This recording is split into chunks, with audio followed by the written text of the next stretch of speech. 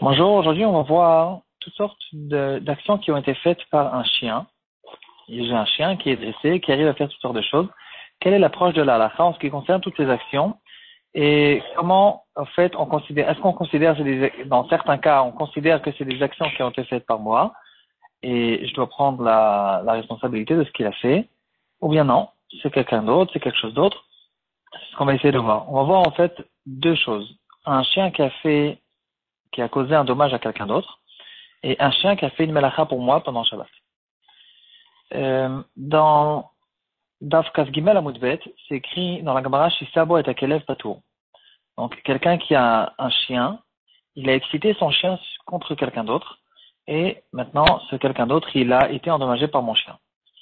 La halakha nous dit que cette personne, il est patour. Il n'a pas besoin de payer les dommages qu'il a fait. Et ici, on retrouve, comme nous explique Rashi, la halakha de Grama. Quand la Torah nous dit que je dois payer un dommage qui a été fait par moi, c'est un dommage qui a été fait de manière directe. De manière indirecte, il n'y a pas d'obligation de payer, en tout cas, Bedin et Adam. Donc le Bedin, ils n'ont pas la possibilité de faire sortir de l'argent de cette personne. Et il sera bien sûr, par contre, Chayav Bedin et Shamaim, s'il a envie d'avoir une kapara, il est obligé de rembourser, de payer le dommage qui a été causé, même de manière indirecte. Mais en tout cas, ici, c'est écrit qu'il est pas tout. Le Bedin ne font pas sortir de l'argent parce que ici, c'est pas moi qui lui a causé un dommage, c'est mon chien. Et même si c'est moi qui l'ai excité, puisque moi j'ai que excité le mauvais penchant du chien.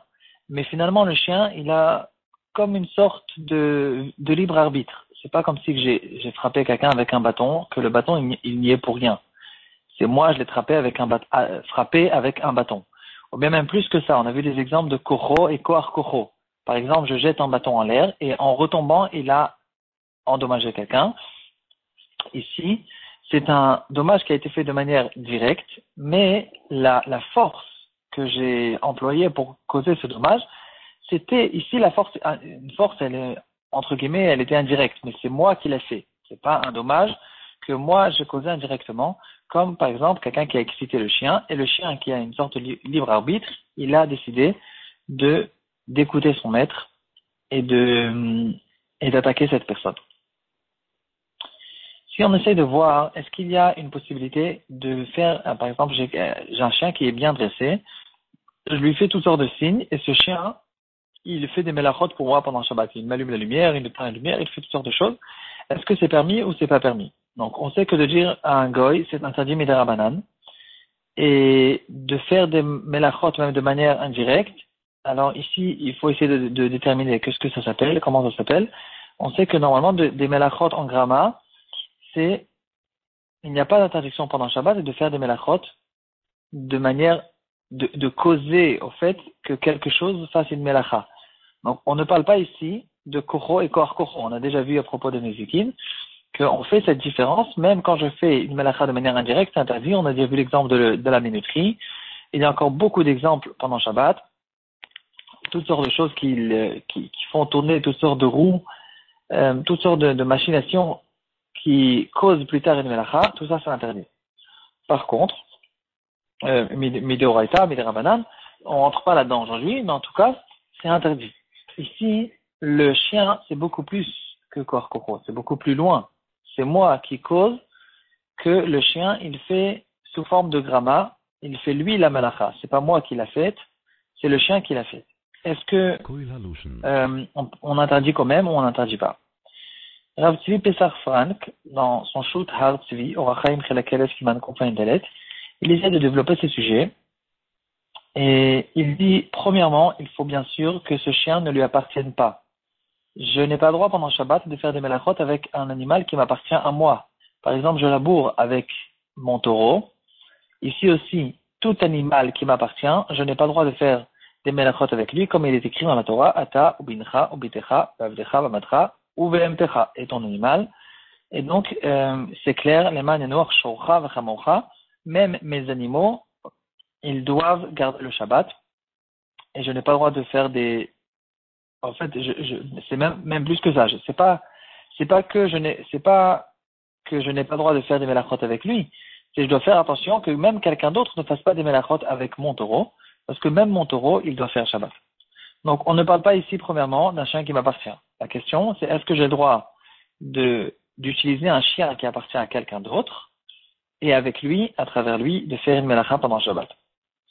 Il y a un deuxième issue qu'on retrouve de faire des melachot avec des animaux. C'est l'interdiction qui s'appelle mechamer. Mechamer, c'est une interdiction minatora qui est une exception des 49 melachot, des 39 melachot qu'il y a pendant Shabbat. Toutes ces melachot, il y a un chiyuv mita là-dessus.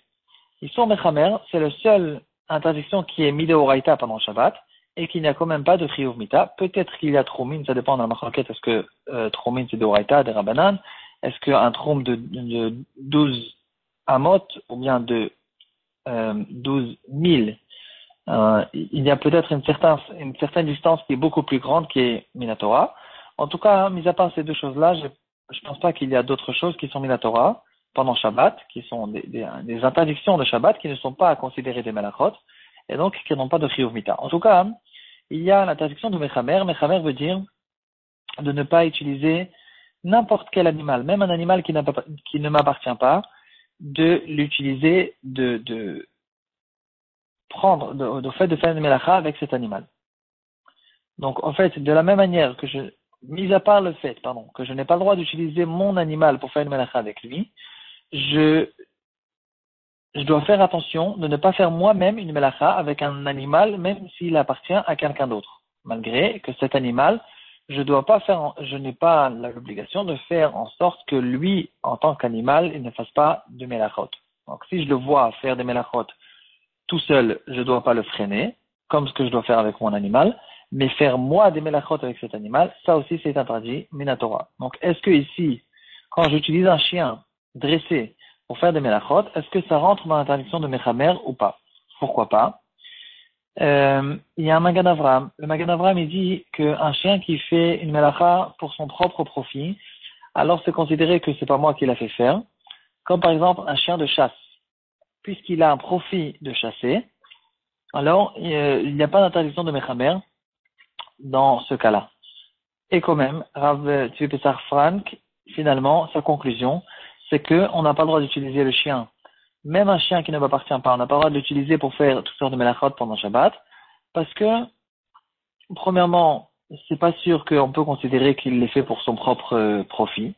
Donc, c'est qu'un chien de chasse, c'est une sorte d'exception où on sait que ce chien, il a un profit de chasser. Mais de dire à un chien, allume-moi la lumière, il n'a aucun profit de ça, et donc le chien, il le fait pour moi, et c'est considéré que j'utilise un chien pour faire de melachot, et ça rentre dans le cadre de l'interdiction de mechamer. Voilà. Donc, en fait, on résume en deux mots. Quelqu'un qui utilise un chien pour causer un dommage à quelqu'un d'autre, c'est Rama, et donc il n'a pas d'obligation de payer Bédine Adam. Et quelqu'un qui utilise un animal pour faire des melachot Shabbat, si c'est un animal qui m'appartient, il y a l'interdiction de Hata ou Bincha ou Behemtecha. Si c'est un animal qui appartient à quelqu'un d'autre, il y a l'interdiction de Mechamer. Et, mis à part le cas où c'est un chien de chasse, que dans ce cas-là, il le fait pour son propre profit, et donc là, ça sera permis.